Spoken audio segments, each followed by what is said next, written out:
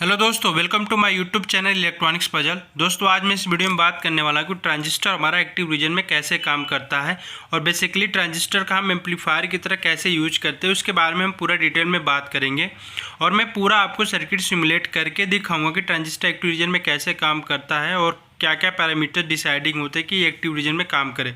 इसके पहले मैंने ट्रांजिस्टर पे आपको वीडियो बना रखा, transistor NPN transistor PNP transistor कैसे काम करते हैं और saturation region cut off region के भी बारे में वीडियो में मैंने डाल रखा है कि उसमें कैसे काम करते हैं। तो चलिए वीडियो स्टार्ट करते हैं कि ट्रांजिस्टर का एक्टिव रीजन में कैसे काम करते हैं।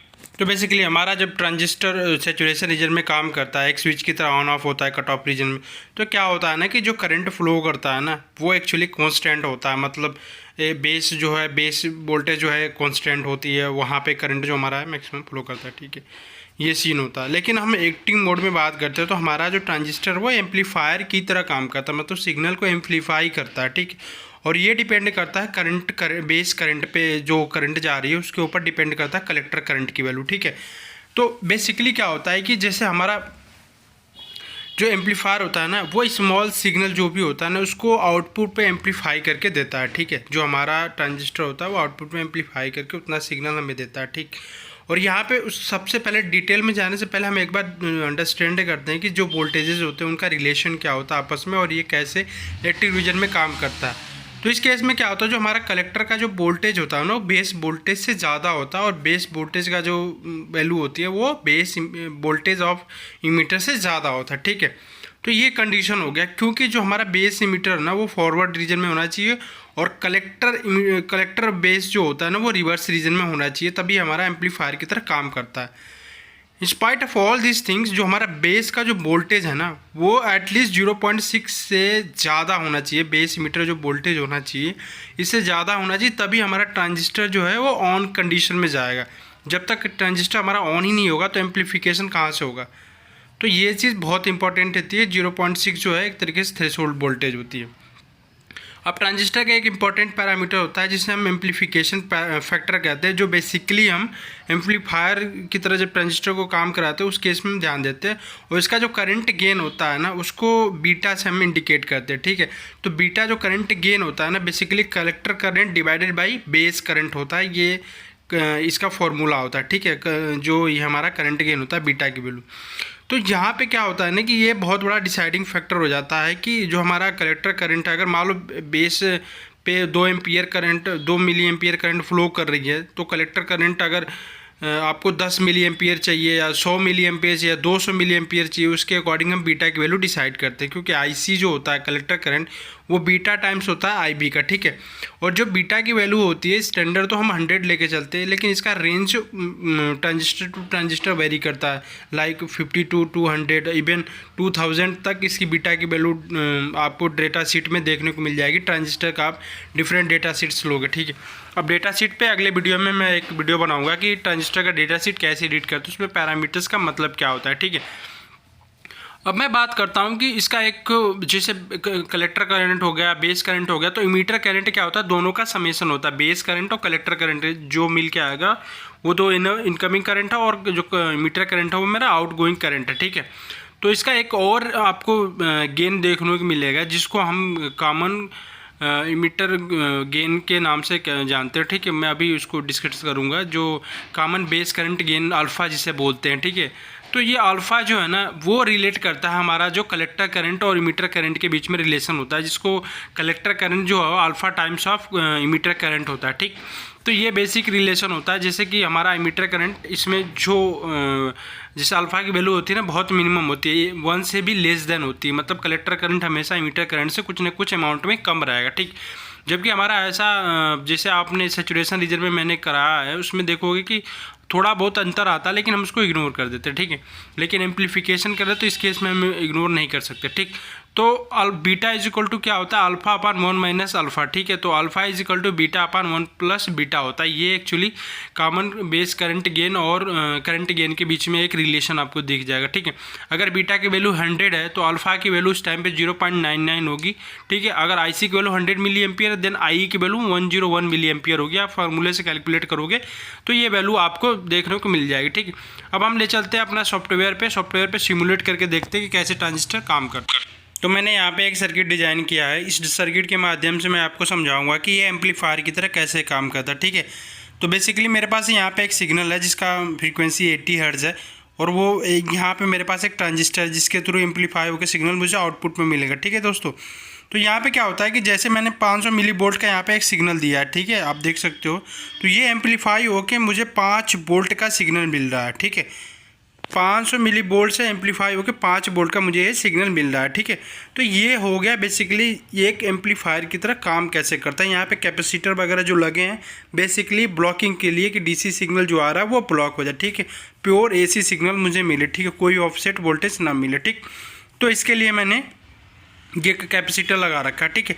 अब मैं बात करता हूँ कि ये बेसिकली एक सिंपल सा सर्किट लेते हैं और उसमें देखते हैं कि कैसे कैसे कलेक्टर करंट, कैसे बेस करंट, कैसे ये कैलकुलेशंस होते हैं, इनके बारे में हम बात करते हैं। तो फिलहाल मैं एसी वाला कंपोनेंट्स हटा देता हूँ। जो स्मॉल सिग्नल एम्पलीफाई करने के लिए हमने सर्किट बनाया था ना, उसको सिंप्लीफाई करके सिंपल सी सर्किट एक बनाते हैं और यहाँ पर देखते हैं कि ये कैसे काम कर रहा है। तो मैंने बात क्या किया था कि जो हमारा ट्रांजिस्टर है ना वो एक्टिव रीजन में कब काम करता है।